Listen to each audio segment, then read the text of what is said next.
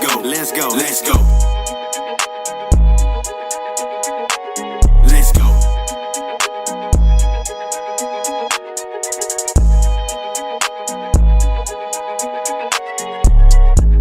I'm here to say, face get checked like TSA. This is a PSA. Sports in my blood like DNA. We grinding for the chip like Frito-Lay. And I'm gon' let you know if he don't play. I promise this show will never be a bore. Checking out talent from Sea Keys to North Shore. All the way to North Shore. It'll never be a gimmick. Was at Aldine, now I'm at Nimitz. Kings in the city, we gon' need to wear a crown. You can bet us now, we the livest in A-Town. So why you tipping in your slab or your Chevy, or you chillin' in your Chevy, or you chillin' in. Hey, how's it going? Happy Tuesday, everyone. It's 7 o'clock in the H, y'all, and it's time to vent. I'm your host, Gentre Williams, joined by the one and only Darrian Valsin. Hey, how's it going this evening, brother? Yeah, I'm good, man. I'm probably not the only one and only Darrian Valsin. I'm sure there's another one somewhere. But I'm cool, man. How are you? I'm doing well, man. All Beautiful right. Tuesday, man. Happy to be alive, man. There's plenty of news going on in the NBA. As you guys know, NBA free agency has tipped off. And the big news so far in the NBA, the Russell Westbrook is headed to the Los Angeles Lakers in a sign and trade deal with the Washington Wizards. Just Darrian, this is a big move, another big three in the NBA. This is going to change the game. Do you think this puts the Lakers over the top? Well, I mean, it's they got another big name, and that's what the Lakers have always based themselves on, winning and attracting the stars and big names to their franchise. I think we talked about it before we got on air. I'm not going to sit there and say that adding a guy like Russell Westbrook is not going to help. Right. Obviously, there's going to be many pros to that. At the same time, there's going to be some cons. Right. Because with Russell Westbrook, there's also certain things that come with him that are a little iffy at best. Right. One in particular, obviously, the inability to shoot more than 15 feet from the goal consistently. That's a problem. Yeah, and then one that's not talked about as much is, some of his struggles at the free throw line. Yes. So what happened with that? He used to be like a 70-80% free throw shooter when he first came out of UCLA. I mean, not even just that, man. Remember when I think we remember like years ago when he first got into was first making that leap as a superstar. Right. He had an amazing pull-up mid-range game. Yeah, you remember that? It was unstoppable. Yeah, you didn't know how to guard him with that. Yeah, he used to kill on 2K, man. But man, I love picking Russell. Exactly, because that. But I don't know what happened since then. So it's crazy. Those things are like big. They're not going to be huge problems, but they're definitely going to be something we're going to have to keep an eye on. And then the liability that he is on defense, that is also. That is but real. Once again, still he's a guy who gets you 20-20-20 on any given night. 20-20-20. Well, not 20-20, but something along them lines. He can though. So yeah, he can. He's very capable of doing that. So you still have Anthony Davis. Hopefully, God willing, he stays healthy. He's had his problems, but then of course the number one guy, Mr. LeBron James. LeBron James making it happen.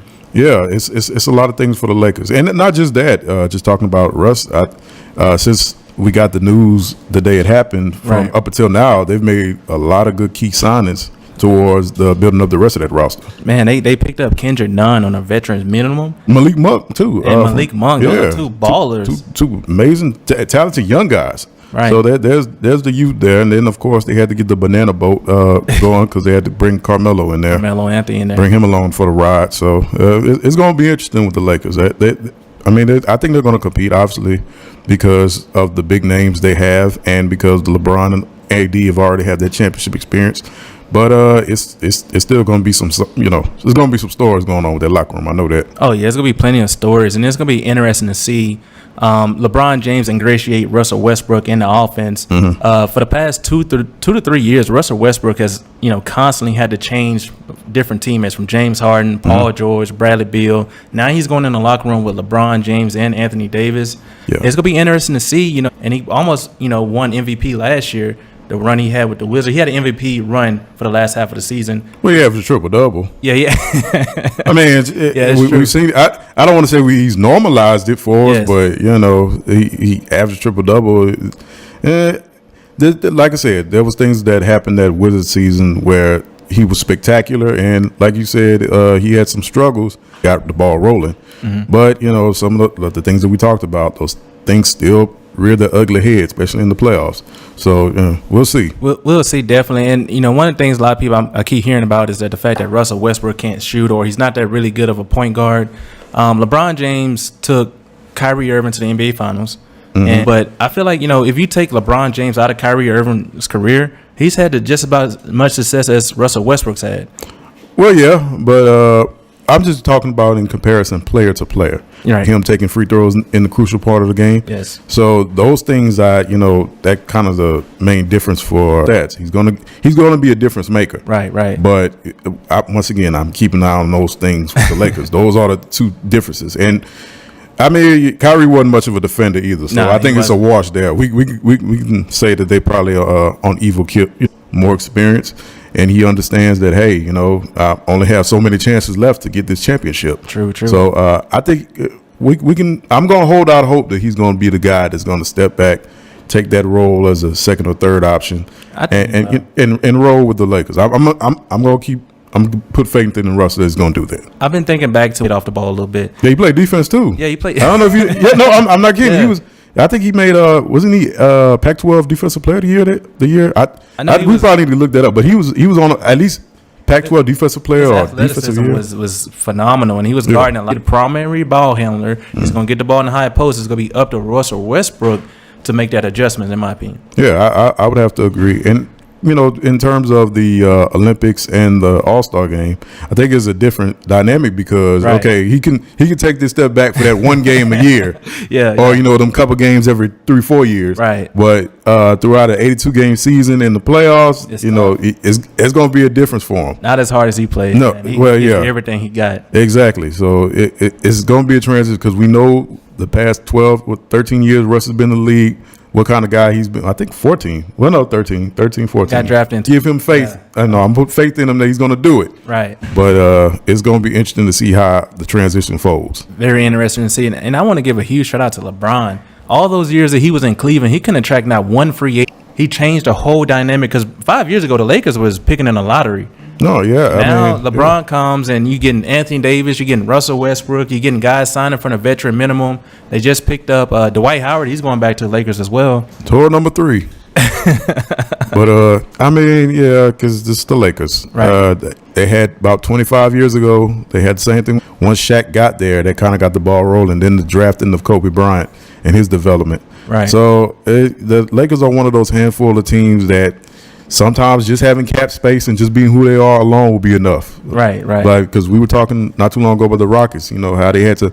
This is an attractive destination, but you have to create a foundation for winning. You got to give these incoming free agents the feeling that, hey, I'm going to go and join something special. And go so much marketability that LA brings in itself. And from a guy that's from LA Downs as a player and as a shooter, he's a great defender. They need somebody like that to take the pressure off of Zach LaVine. They just traded for Nikola Vucevic. That's a very dangerous Chicago team in the East. Not dangerous, but they could be a tough 5 to 8 seed. You said that better than Kendrick, man. That Kendrick Perkins up here, he still be fumbling through them words. But shortcomings. But as Lonzo, I'm not. I'm trying to be very professional about this here. I'm not as excited and high on the Bulls, as most people. I'm just not, because let's be real about it. Okay. I tweeted this out, so this is not, this is what I've been thinking. Bulls just brought a whole bunch of guys and are creating a core with players who came from losing organizations, and now they're going to lose there.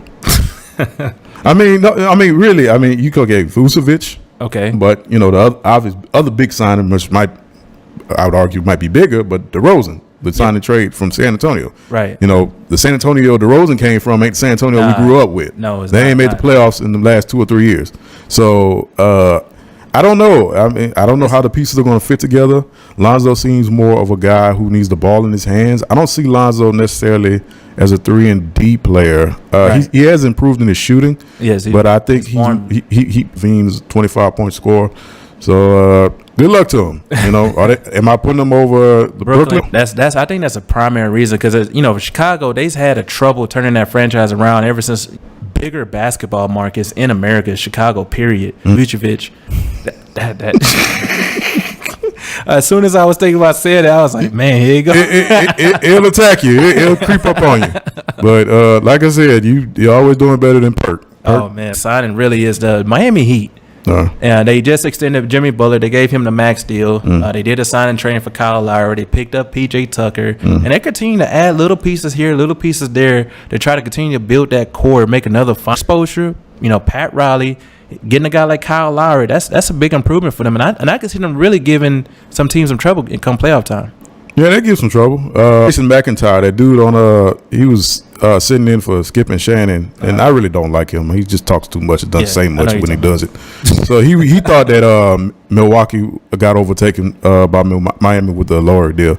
I don't know, because I always been a Kyle Lowry fan. Yes. But you know, you got to take into consideration. Okay, he's 36 because of the window now. Right. Okay. Is when you know what's the window? What are we looking at? A 2-3 year type of deal where I think that's all Miami has is like another 3, because Jimmy Butler, he's over 30. He's over 30. He's like 32. 32. So, I believe. You know, your championship window is kind of now. You got Bam Adebayo, who's pretty much, he's kind of PJ Tucker. You've seen the championship experience he's brought to Milwaukee, just having that, you know, great defender, making those extra hustle plays. And that's what Miami. Even before he got to Miami, he had it when he was with the Knicks. So, the players they got definitely fit the culture and the mold they want to create. But my question is, the time span is so short now. It's like, you know, and veterans, but they're significantly younger. Yeah. You know, so, and then same for Milwaukee. I mean, Giannis is 26. Middleton is not that much. That's it. If you're Miami, that's really all you need, because if you look at most of the great teams, most of the great dynasties, most of their runs are really only outside of the Spurs, really only like 3 to 4 years. I'm talking about real dominant championship runs. Even Michael Jordan Bulls, they had a good 3-year strong stretch there. Then he retired. Player is in his prime, in his absolute prime, and probably the best player in the league. Is anybody on that Miami roster would you consider a top 5 player in the league? Maybe Jimmy. Jimmy when he wants to. Not to say when he wants to. And I'm a Jimmy Butler fan, but I mean, am I saying, you know, yeah, you see how you got ridiculous. I told when you go through the list, you Harden. Steph, you know, there's all those guys. So, you know, those guys were in their prime when they had their best teams. Right. So that's why I'm looking at with Miami. You know, obviously they're going to be an amazing team. They're going to compete because they have the playoffs experience, plenty of championship experience. But Brooklyn and Miami, Brooklyn. You never know. You never know. And another big signing, I'm just happy for this player in general, is Derrick Rose getting a long-term deal. I think he signed like a 3-year, $43 million deal with the New York Knicks. And and people keep putting him on, he needs to prove himself.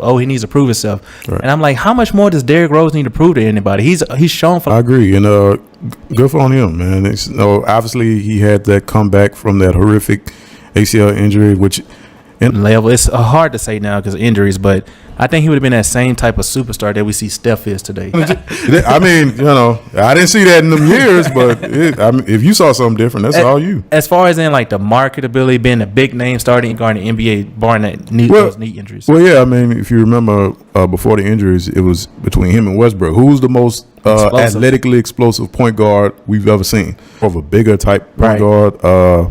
To me, I always felt like he was more of an amazing ball handler. I mean, he had that jump skip type of move. Yeah. And, you know, in turns, it kind of hurt him because he based his game on that, quite gain that level. But he's maintained, just like Penny, you know, because Penny had those horrible injuries. Yeah. But he still carved out a long career even after the horrific injuries. And Grant Hill to an extent.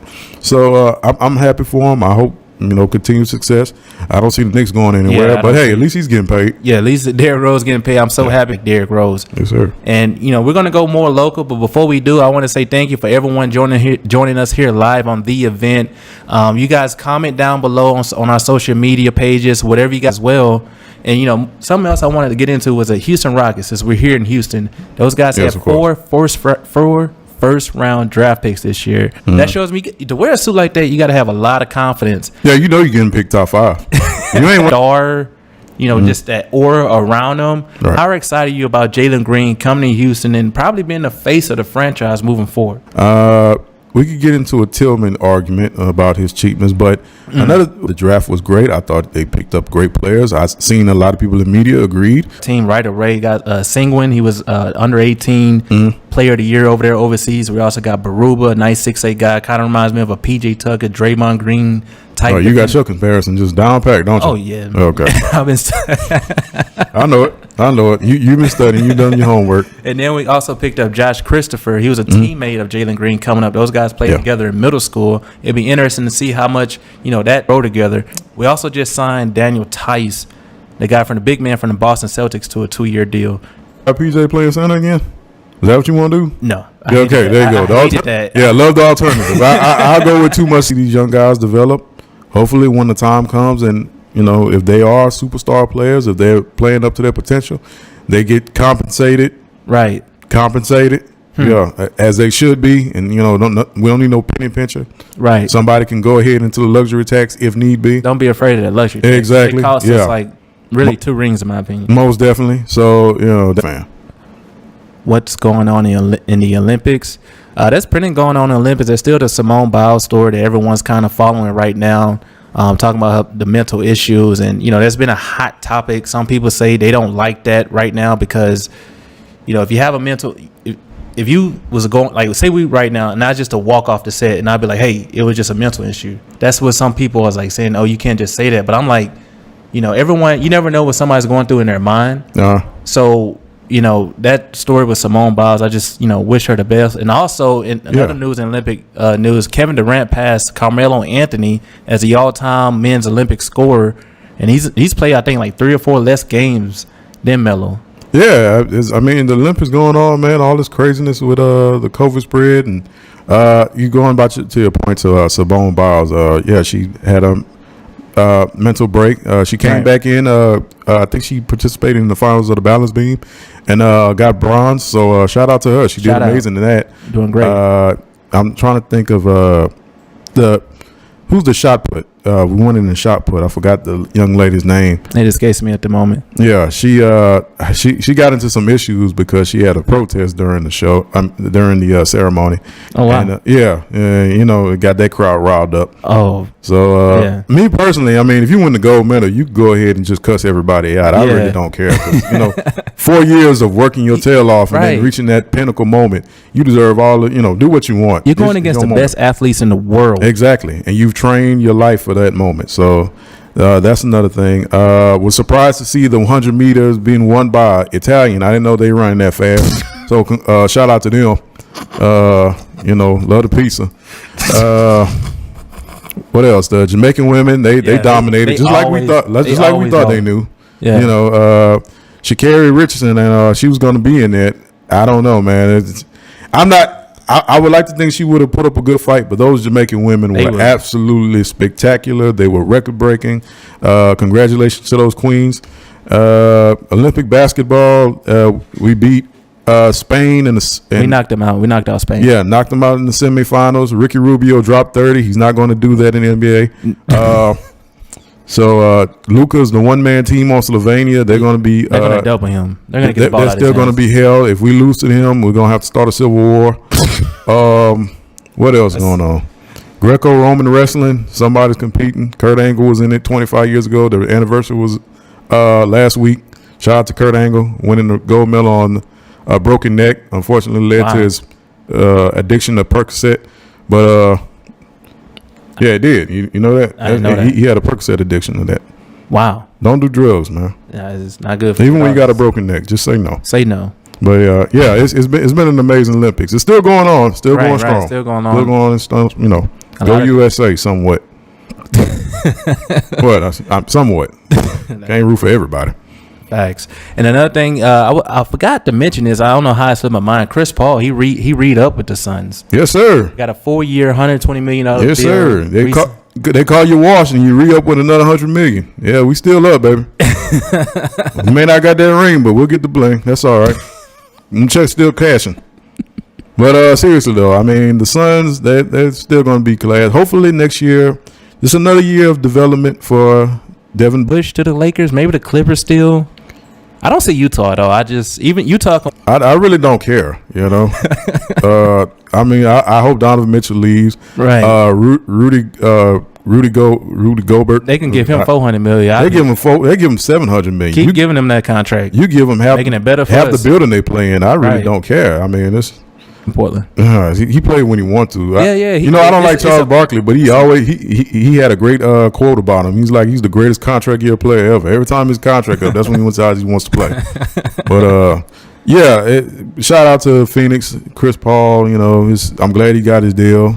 People going, well, he's gonna be 40. It's like, well, mind your business.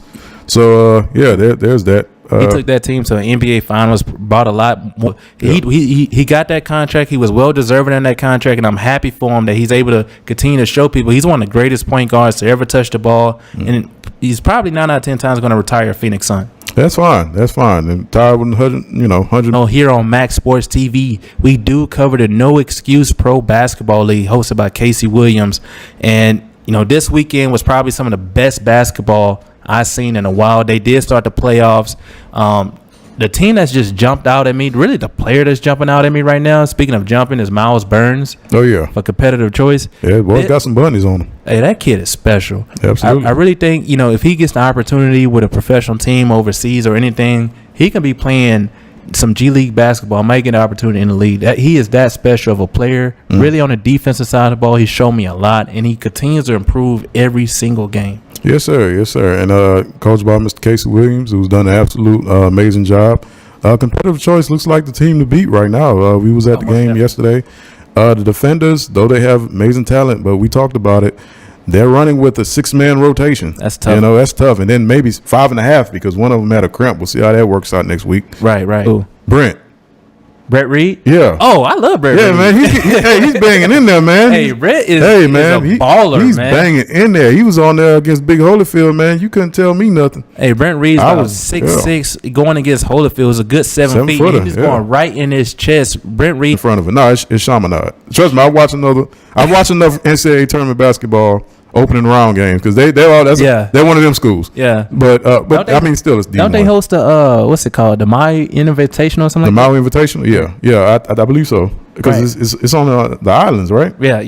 Okay. It's on the islands. Yeah, Chaminade. Chaminade University. Shout out to Chaminade. You guys got one of the better ball players down here in Houston. Period. He's put on a show every time he comes in with the headband. We know he means business. Oh yeah. He's rough and tough, man. Look like he's ready to fight when he gets on that court, man. And that's the mentality you gotta have. Yeah, you gotta have that type of mentality. Coach Casey has absolutely instilled that in those guys, man. Those guys are well coached, well organized. They coming in and playing hard.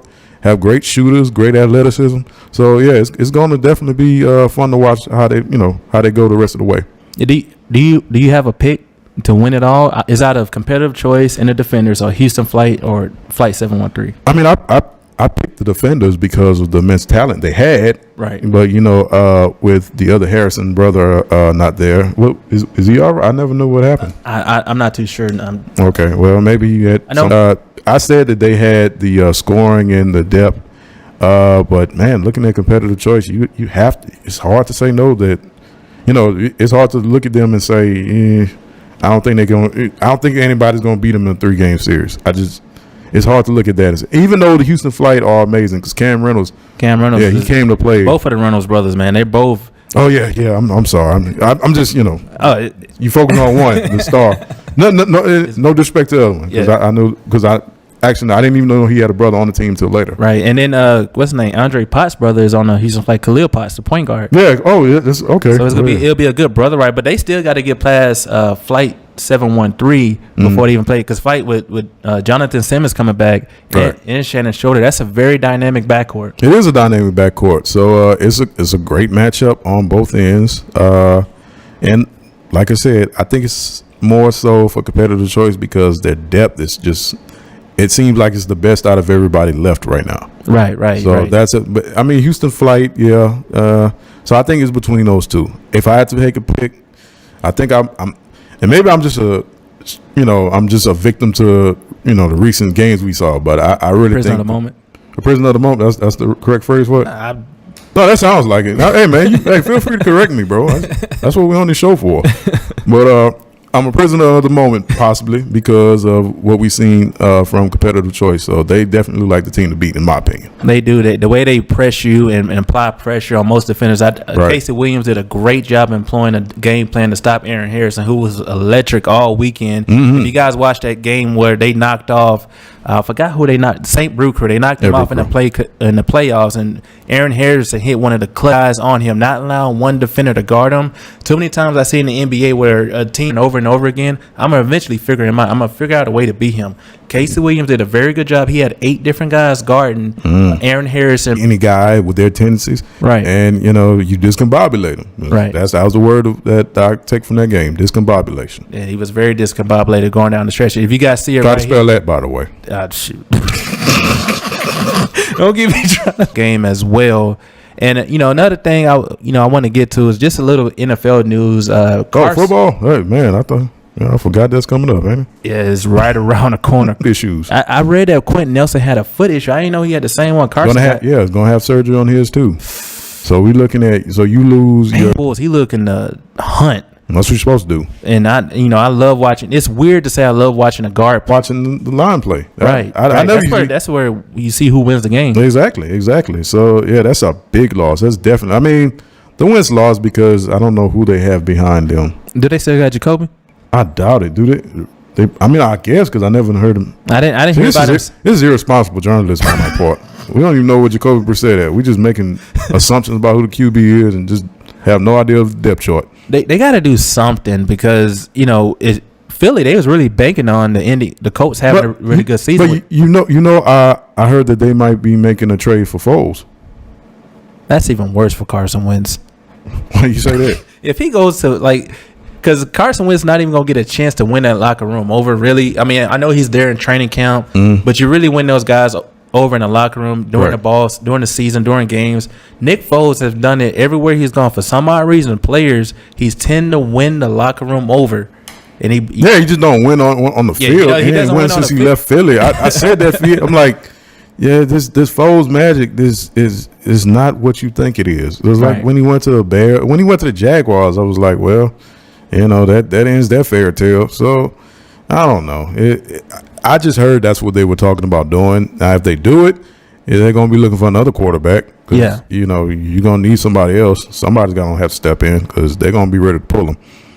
Yeah, they're going to be ready to pull. And I'm just sitting here thinking about the division in general. That clears the way for Tennessee. Like, Tennessee has no excuses to come out the AFC. I mean, it wasn't like that. Here's the thing. Because Wentz, he had so many questions to begin with. Right. You had so much stuff about him, especially that last year in Philly, where it looked like his confidence was absolutely shot. Yeah, it was bad. So it was hard for me to envision him going to the Colts, even though it was a different situation. I don't know. I don't see how you would have got over his struggles. Vegas had the Colts at like the 6th best odds. Okay, they knew something. Yeah, that's what I'm saying. Somebody fixed the game. Vegas had the Colts. Vegas had a 6. Well, they probably wanted people to jump in that bet because you know what? Because the Colts they're like teams like the Saints who they have so many other places on the offense and defense where they seem very stout and they seem like they have it together. They shot it. Look, like you assuming nobody has?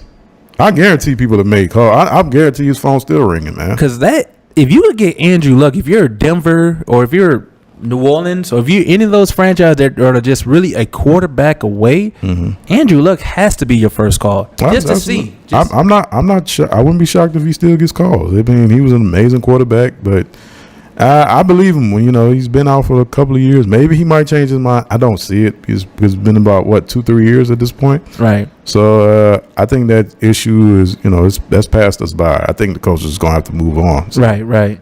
We'll see with the coach. I mean, it's really unfortunate for them because they've had bad luck with the injuries, but this sucks for them. It does suck for them. And another thing we want to get to is sticking with the NFL is. Back in 2003, the NFL implemented the new NFL Rooney Rule, where every team, no matter what position was open, you had to interview a person of minority. And since that, the numbers have, still really not changed. It's still kind of the same way. We still have a very low minority amount of coaches, GMs, in front office positions. I don't know. Is there a way to fix that, or is you're asking me like I don't know? Yeah, that's what I'm saying. Like, you want me to not, how about it?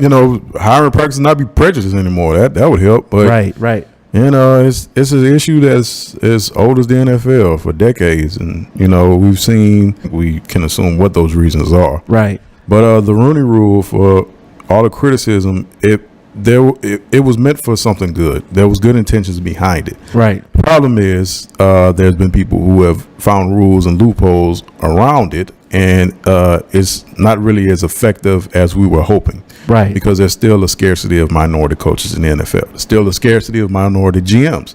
There's probably going to be a scarcity of owners because, there's a certain stigma, and there's a good old boy type of clubhouse deal with them. You got to be in like a little. Yeah. So I'm not even going to bother to hope on that one. Just GMs and coaches, but it's got to be better. Hopefully, it gets better. It starts at the top. People have to change their minds. People have to move the biases to the side and just go for people who have the experience, people who have the know-how, the intelligence. Right. Look beyond and then judge their character based on the coach that comes up to you, not the color of his skin. So, and that's just for any sport, because I know that the other sports in general in this country have that issue too. So, especially in the NBA, I hear a lot of in the NBA circles, guys, when they talk about hiring practices, it's the guy that could go in there and talk analytics with them. But sometimes it just be, how can you connect with the person sitting across the room? Yeah, that's as much as I'm gonna tell you a story. That's how Vinny Del Negro got 2 coaching jobs. Remember Vinny Del Negro? Yeah. How bad of a coach he was when he was with the Bulls. Didn't he coach the Nets, or did he play for the Nets?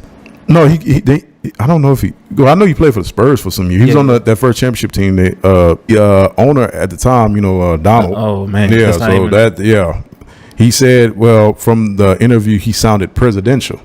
So you're like, well, why would you want someone as your coach who sounds president? You're not hiring a president. You want a guy coach. a guy who can lead his men. You want a leader, right? True. I guess you could somewhat on the presidential side kind of understand the correlation, but. What about his know-how? What about X's and O's? But, sometimes he just look good in the suit and he talks right. I guess that's all it takes. Kind of like Cliff Kingsbury with the Cardinals? No, because he knew Sean McVay. That's all it is. It's all about that.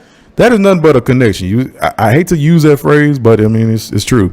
Ain't about what you know, but. It's about who you know. There you go. So, he was so close to Sean McVay, or, I don't know, they shared the same bathroom stall or something. So, they just was like, well, if we got a young guy who's a dynamo here, well, in our division, then, hey, let's get the next guy who's a young dynamo, looks nice in sunglasses and walks around like he knows what he's doing. Let's get him on there. I already had my conversation about Cliff Kingsbury. I mean, as a coach that failed and is now getting a high-profile NFL job, and it will probably get fired because the team is talented and he will go nowhere. Arizona. I was looking at the Vegas odds. I'm like, they're ranked they was like all the way down at 16, right? And I'm like, they got a dynamic quarterback. He was just as dynamic as Lamar. They got decent tight ends. They got a good offensive line. They got good pass rushers. They got a good secondary. Yep. I'm like, how is there ranked all the way down at 16? That they should be a top 12, and you couldn't win that conference not one time. That's a problem. Makes you think, don't it? Makes you think a whole lot. And, I want to say again, thank you to everyone for joining us here live on the event. Continue to comment down below. We would like to, we would love to get to you guys' comments. Whatever you guys want to talk about, we'd like to add it on to the show. But, we almost run out of time. That's an hour right there. That's an hour? Oh, man, we'll do it every time. Every time. Sir. And, I'm Gentre Williams Darrian Valsin, man. We want to say thank you guys so much for joining us. We're going to be right back Thursday with plenty more news, breaking news, breaking down the NBA free agency, whatever is going on in sports. Thank you guys so much for joining. You guys have a great night. Peace and love. We out.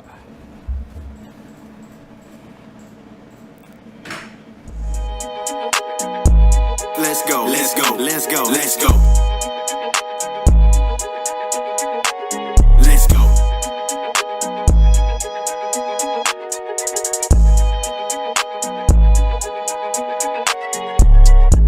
I'm here to say, face get checked like TSA. This is a PSA. Sports in my blood like DNA. We grinding for the chip like Frito-Lay. And I'm gon' let you know if he don't play. I promise this show will never be a bore. Checking out talent from Sea Keys to North Shore. All the way to North Shore. You're shipping in your slab or your shit. That was fun.